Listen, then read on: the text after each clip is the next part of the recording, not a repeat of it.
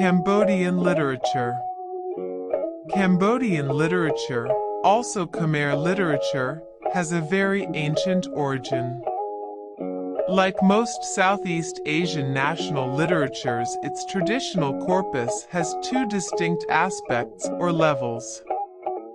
The written literature, mostly restricted to the royal courts or the Buddhist monasteries. The oral literature, which is based on local folklore. It is heavily influenced by Buddhism, the predominant religion, as well as by the Hindu epics Ramayana and Mahabharata. A testimony of the antiquity of the Khmer language are the multitude of epigraphic inscriptions on stone. The first written proof that has allowed the history of the Khmer Empire to be reconstructed are those inscriptions.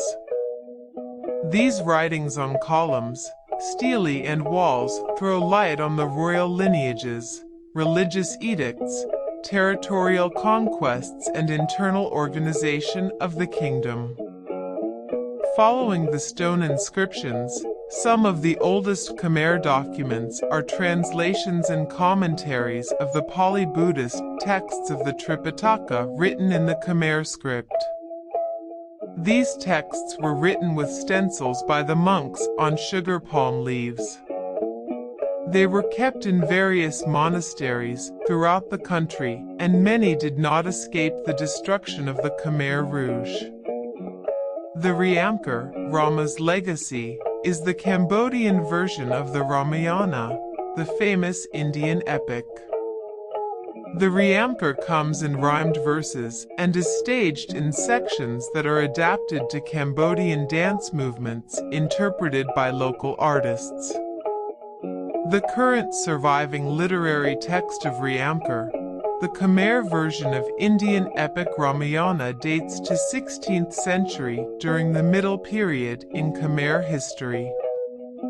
This Cambodian version was composed anonymously by at least 3 authors over centuries and divided into 2 parts. In 16th century, about a fifth of the first part was compiled, covering the main events of the Balakanda and Ayodhya Kanda.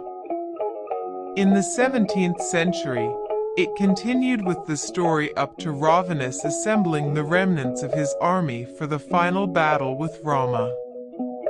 The episodes of Ravanus' death, the rescue of Sita and her trial by fire, and the triumphant return of Rama and his troops to Ayodhya, are all missing. On the other hand, the second part of Riamkar is believed to have been composed in 18th century, which relates those events from Uttarakhanda which deal specifically with the later history of Rama and Sita, her second rejection and exile, the birth of their 2 sons, the meeting again, and Sita going down into the earth. Today, various versions of Riamkar story can be found in Cambodian library. The Riamkar is the oldest form of Cambodian theater. The Robum Sovan Macha, a certain dance from the Riamkar about Hanuman and Savanmukha, the Golden Mermaid, is one of the most renowned pieces of classical dance in Cambodia. King Thamaracha II, 1629 to 1634, wrote a poem directed to the Khmer young generation which is still a well-loved traditional piece of poetry. Cambodian nobleman King Ung Duong, 1841 to 1860, is known in Khmer literature for being not only a king but a famous classical writer in prose. His novel Kaki or Kaki, from the Sanskrit word for a female crow, and has elements of regional folktales. It narrates the story about a woman that is unfaithful to her husband and ends up being punished by him for her betrayal. It contains specific moral lessons that were used in texts in Cambodian schools. Keiki social norms were traditionally taught to highborn young Khmer girls, and the story's values have cultural relevance even in present times. Another work by Ong Duong is Puthazin Niang Kong Ray, a novel also inspired in a Jataka tale. It is about Kong Ray, a faithful wife ready to sacrifice her life for her husband Puthazin, the son of one of 12 sisters. Khmer poets and songwriters have used the words Keiki for a woman who is unfaithful to her man and Niang Kong Ray for a very faithful woman.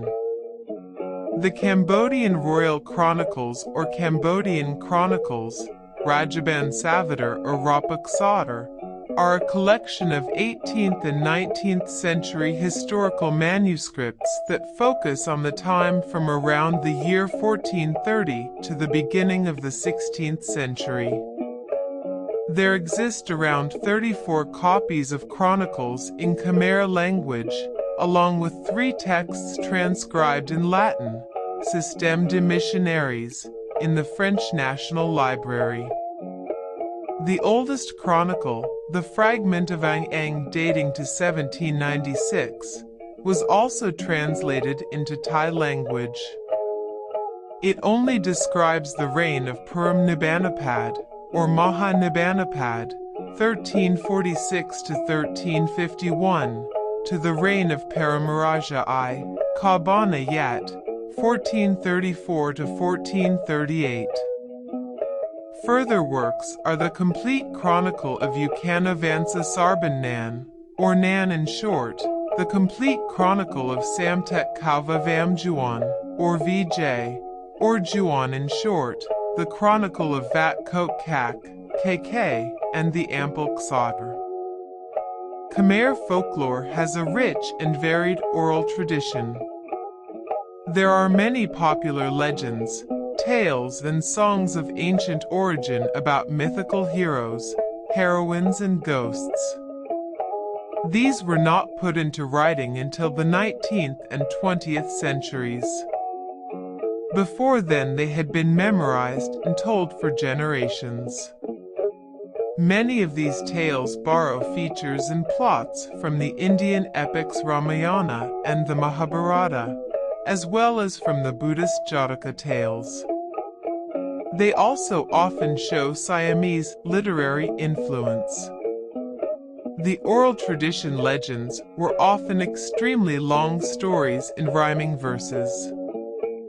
The heroes were mostly princes and supernatural beings, and the scenarios were often connected to the palaces and the monasteries.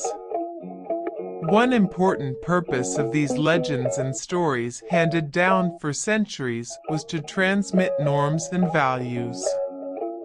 Most stories emphasize the peaceful resolution of conflicts. References to geographical landmarks and the meanings of the names of Cambodian locations were transmitted through the tales. One of the most representative of these tales was the story of Vorvong and Sorvong, a long tale of the Khmer oral tradition about 2 Khmer princes that fell into disgrace who, after a series of ordeals, regained their status. Vorvong and Sorvong was first put into writing by Auguste Pavy as Vorvong and Soravong. This French civil servant claimed that he had obtained the folk legend version he wrote down from an old Uncle Nip in Samrongtong district. The story was put into writing in Battambang. In 2006, the Vorvong and Sorvong story was enacted in dance form by the Royal Ballet of Cambodia. There are 2 hills in Kiraram National Park, Phnom Svich District and Kampong Spu Province, named after the 2 heroic princely brothers, Vorvong and Sorvong. Phnom Kong Ray is a local mountain with a Khmer folktale as a reference. Tum Tive is a classic tragic love story set in Tbaung Khmum Province that has been told throughout the country since at least the mid-19th century. It is based on a 17th or 18th century poem of uncertain origin, probably having originated in a more ancient Cambodian folk legend. Nowadays Tum Tiv has oral, literary, theater, and film versions in Khmer. Although its first translation in French was made by Etienne Aymanier in 1880, Tum Tiv was popularized abroad when writer George Chigas translated the 1915 literary version by the venerable Buddhist monk Priyabotumthra Psalm or Pajamathra Psalm, known also as Psalm. The era of French domination brought about a re-questioning of the role of the literature in Cambodia. The first book in the Khmer script in a modern printing press was printed in Phnom Penh in 1908. It was a classical text on wisdom, the recommendations of Old Moss, published under the auspices of Edhemerd Leckler. The influence of French-promoted modern school education in Cambodia would produce a generation of novelists in the Khmer language beginning in the early decades of the 20th century. These new writers would write in prose, illustrating themes of average Khmer people, set against scenarios of ordinary Cambodian life. The clean break with the ancient Indian and Siamese influence was not abrupt. Some of the first modern Cambodian literary works keep the influences of the versified traditional literature, like the 1911 novel Tok Rome Ka Rome, Dancing Flower and Dancing Water, 1915 Tum Tiv, Tum and Tiv, by the Venerable Psalm, the 1900 work Bimba Bilap, Bimba's Lamentation, by female novelist So Seth, or even Diek, Single Sword, by Nu Can, which appeared in 1942.